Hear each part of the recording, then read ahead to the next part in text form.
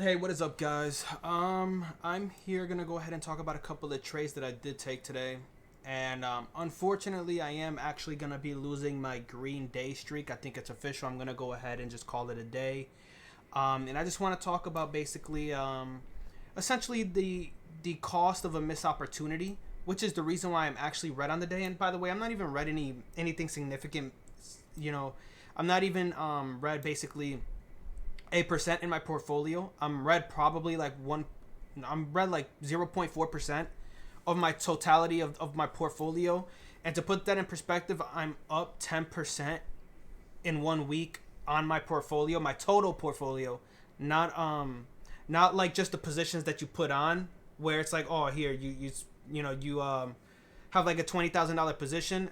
No, it's not even that. It's my totality of my portfolio. I'm up 10% in 1 week, which is actually really really good. And today, usually, I would essentially have a significantly worse red day than I'm currently having, because I'd be trying to keep hammering in. But I'm not gonna do that. I'm gonna take a small red day. It's gonna be like 0.4% of my portfolio. And yeah, so I'm gonna just go over some of the trades I took and basically my losers. This is probably the trade that is the reason why I'm red, because I thought that I had put a starter on this trade and it ended up being a little bit more than a starter. So essentially, we get this nice rip up on PLTR and we get this nice flush out. We get this bid right back up to this key level of 144.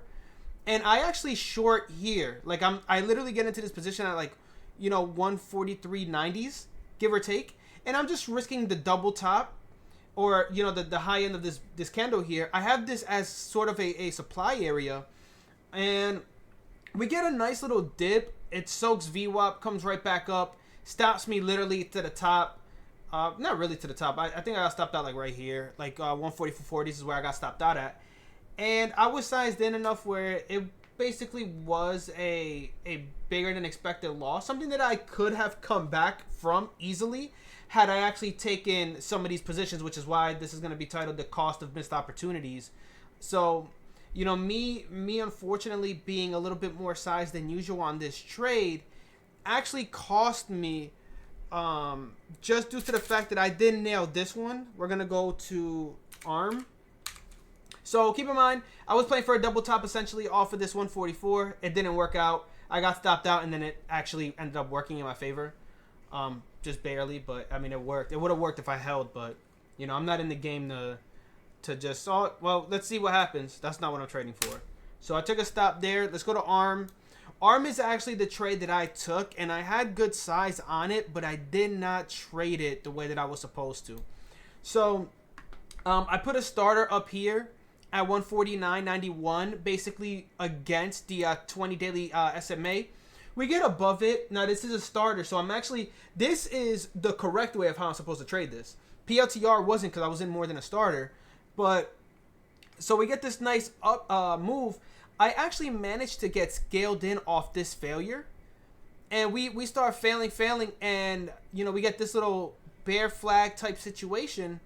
And we flush out, and I actually covered literally at previous day highs, which was 149 flat. So I covered in this candle right here. And then we get, this is a bear flag, by the way. And then we get this sick kind of like double top at the daily 20 SMA right here. And we just completely unwind. The thing about ARM is like, there's not a lot of volume on this name. I mean, this has traded only 3 million shares. There's only been 3 million shares of volume that's gone through. And because it's such a slow mover, and I'm going to show you the market really quick, because we have, the market moving not only up, right? The ES is moving up, but it's also slow as well. So we're in a steady grind. NQ might be a better little show because this is a semiconductor name, so NQ will probably show better. But, there's relative strength here on the NASDAQ. And because, the NASDAQ was basically coming off of a previous day low, which is this line that we always talk about, it was really hard for me to get super conviction in this trade. Now, hindsight, I should have been keeping more of an eye on this name for all pops to fail the daily 20 SMA. And this would have been a significant payout. I probably would have been up with the size that I took. I might have been up, like, if I took out like around this area, I might have been up maybe like 2,000, maybe like 1,500 had I held my whole position. But I took a good piece here, and it is what it is. Still slightly red on the day off of that trade. And then I tried to go ahead and take a Microsoft trade. Of course, my timing was wrong.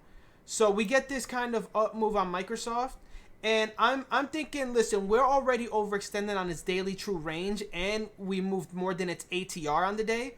So I'm under the assumption that, if the market's going to range bound, I don't think this name is going to go too crazy. It's not going to go way above previous day highs.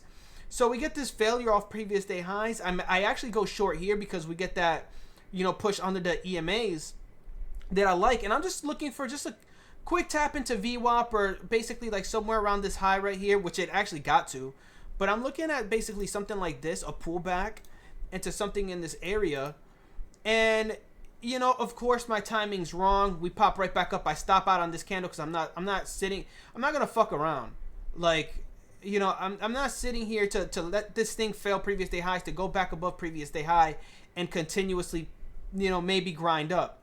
Now, what I could have done was, stop out here and then just basically drew a trend line, right? Like if you draw a line and you kind of do this kind of thing and you realize, hey, we're no longer breaking the high of day, and you kind of see this little bear flag-ish type setup, you can short this. Maybe here, you can short the break of it. You have opportunities there. And unfortunately, I got stopped out on Microsoft, which made another loser here. And then here is the cost of opportunity. Obviously, we've seen the cost of opportunity on ARM. Here's the big one. So the big cost of opportunity is this trade here on AVGO. We get a beautiful head and shoulders setup, as you guys can see. And I wanted to get short up here, guys. Like, I have a supply line here. Like, this is a supply zone for me. Here's my supply. And it literally gets a topping wick on the 1 hour off of it. And unfortunately, at this time of trading, I was like, I'm just going to be done. Like, I don't think anything's going to go ahead and set up. So I go, and I noticed this happening right here. So I noticed this starting to get weak here. But I'm like, listen, the market's looking kind of strong. This could keep on going. Maybe passes through supply. Maybe it gets all the way to previous day highs, which is 281. So I don't want to front run, a relatively strong sector like semis. Because NVIDIA, by the way, NVIDIA's tanking out now.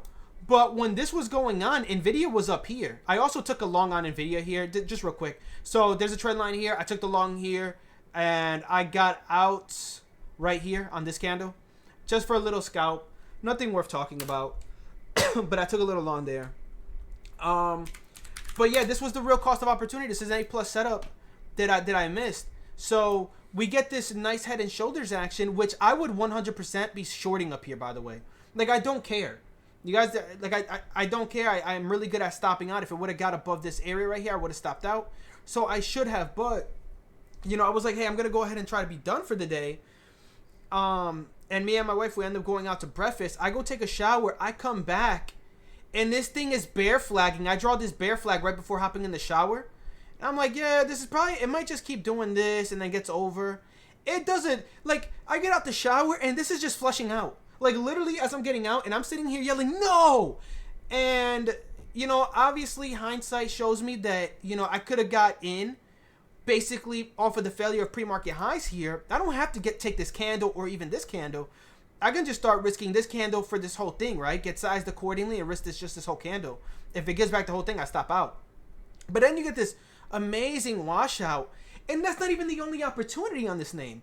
You get a sick. Now I'm off to breakfast, pissed off a little bit. I'm like, damn, man, I have a small red day. This could have been significantly green, though. I could have been up easily another $700. You count the ARM and this trade, I'm up easily about $2,000 or $3,000 on the day. Literally, if I ride both of these trades out the way that I intended to, and took them the way I intended to, I'm up $2,000 or $3,000. And we get another just layup. This comes down to previous day lows, yellow line. and we get a sick double bottom V shape. And keep in mind, this is a sector that's relatively strong. So anytime I get a dip towards previous day lows and I start seeing that thing soak, I'm in there. So we get this flush out, and how would I have gotten in? I just want to let you guys know how I would have gotten into this. I didn't trade it. But the moment this candle right here gets crossed over it again, we washed out the previous day low. The moment this candle gets right back over, like we get right back over price action, I'm in. You know, I'm in. As soon as we hold this above this candle, I'm in. And my risk is previous day lows. And we get a beautiful just uptick on my EMAs. And this is 3 opportunities gone on one name. I got a short here I could have took, short here I could have took, and the long here. That's 3 opportunities. You know, ARM, I nailed the topping here and the bear flag. Missed this double top versus the 20 SMA. And look at this complete washout. You know, it sucks to see, but there's nothing better. Look, there's nothing better than to be up 10% in a portfolio in 5 days. Your total portfolio, by the way, not your positions that you've taken. Your totality of your portfolio being up 10% in 1 week, and then losing on a Friday, losing the win streak, and then being down 0.4 of your daily portfolio or your total portfolio, like 0.4%. You know, yeah, I lose the win streak. Yeah, close. I lose the I lose money, obviously, and it's a red day, barring if I don't get into anything else, you know, after I get done with this video. But as of right now, it's 3:21 p.m. You know, there's 40 more minutes into the market. Highly doubt I'm going to take a trade here anymore. So, you know, unfortunately, it is what it is. I'm going to lose my win streak. I'm going to be closing out the day red. The good news is that my red day is so small, it's not even a day's worth of gains. It's not even a trade's worth of gains. Like, I could take a starter position and be up 0.4 R on my starter. So, you know, it's not even like a, like, it doesn't matter. You know, the thing that matters, though, to me, it's not the fact that I'm red, it's the cost of the opportunities. You know, because you don't, the problem with trading, and this hopefully will help you guys out, one of the problems with trading is, it's not being red or green, it's when you miss an opportunity. The problem, the reason why it's so big, you know, to try to take all the really good opportunities that you can, is because you don't know when you're going to get these type of setups again. Like, when's the next time I'm going to get a double top, you know, off of a 20 SMA on ARM? You know, a bear flag into it as well. You know, when's the next time AVGO is going to give me such a beautiful range where you can take the exhaustion moves? You know, you don't know what's going to happen in the market. So when things happen in front of your face, you know, on a day-to-day basis, and you see these opportunities and you don't take them, or you miss them for whatever reason, it's the cost of opportunity. And that's what matters more than a loss to me. So while to me it's a 0.4% totality loss on my portfolio, you know, I'm not upset about that. I'm not even upset about, you know, I'm losing I think I was on a 7 or 8 day win streak. I'm not even upset about that. The thing I'm upset about is that, you know, I missed some pretty significant opportunities here today that could have made me approximately $2,000 to $3,000 on the day, and I kind of missed out on those opportunities. And, you know, it just is what it is. It sucks, but good news is Monday's right around the corner. I've only lost 0.4 R. I could come right back into Monday, make that back on a starter trade, and be right back to all-time highs on my account, which means 0.4% on a portfolio is nothing, dude. It's nothing. So just one thing I want to talk about, man. When you go ahead and you trade and you start taking it very, very serious, you're going to come to an understanding that there should only be 4 outcomes in trades: big green, small red, or flat. If you're taking a big red, you know, trade, that is because you got stubborn in your trade or you over leveraged in your trade. You should not be doing either or. And yeah, that's basically it, guys. Hope you guys enjoyed. Quick little video. Fortunately, it's not the best of news, but I know some people enjoy when people go and have red days. So, you know, I wanted to let you guys know I don't win every single day. For the most part, I'm usually green almost every day. So it's very rare that I have an actual red day. but today it just happened to be a red day. Now I do take a lot of red trades. Don't get that confused. Don't get a red day confused with red trades, because I take a lot of red trades. It's just very rare that I close the day off red, you know. But that's basically it, man. Hope you guys enjoyed. Portfolio still looking good, almost at all-time highs on my day trading port. So this is what it is, man. Part of the game, part of the lessons. I'll be back on Monday. Later.